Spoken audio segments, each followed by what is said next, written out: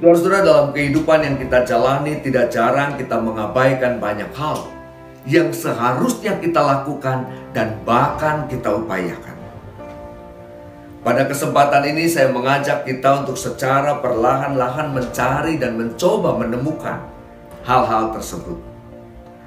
Adakah kita selama ini mengabaikan dan tidak terlalu peduli dengan semua yang baik, dengan semua yang benar yang harusnya kita kerjakan, tetapi yang dengan sadar kita tekan sedemikian rupa dan kita tidak melakukannya dalam keseharian kita? Kita selalu mempunyai cukup banyak alasan kenapa kita tidak melakukan dan mengupayakannya. Kita juga selalu bisa merasionalisasikan alasan-alasan kita hanya karena kita merasa bahwa jika itu kita lakukan, maka akan membuat kita menanggung resikonya yang tidak menyenangkan buat kita. Satu hal yang harus kita ingat adalah kita adalah apa yang kita kerjakan berulang-ulang. Ketika kita dengan sadar terus-menerus menekan semua yang benar dan semua yang baik yang seharusnya kita lakukan dan upayakan, maka pada akhirnya kita akan menganggap yang salah dan yang keliru itu sebagai sebuah kewajaran. Semakin lama bukan tidak mungkin hal itu akan menjadi bagian dari kehidupan kita sepenuhnya. Dan kita akhirnya tidak pernah merasa bersalah lagi ketika kita tidak melakukan apa yang benar, ketika kita tidak melakukan apa yang baik.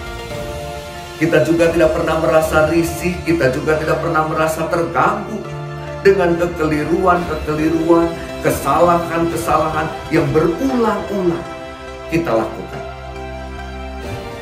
Bukan tidak mungkin kita juga akan cenderung membela diri ketika kesalahan atau kekeliruan kita coba dikoreksi.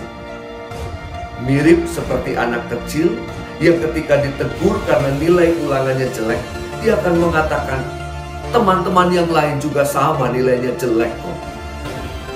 Dengan kalimat tersebut maka kita memposisikan diri kita sebagaimana orang kebanyakan dan meminta orang lain memaklumi kesalahan kita, memaklumi kekeliruan kita.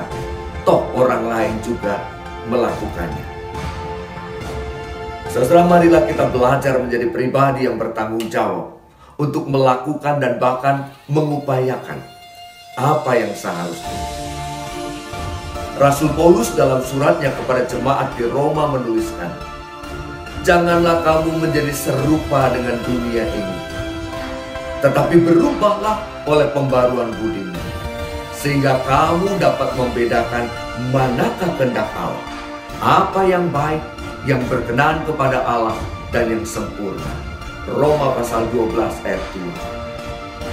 Tuhan memampukan kita untuk dapat melakukannya, dan Roh Kudus menolong kita untuk terus mengerjakan komitmen kita agar menjadi pribadi yang tahu tetapi juga mau melakukan apa yang seharusnya dilakukan, menyatakan kebenaran dan kebaikan dalam keseharian yang kita jalani.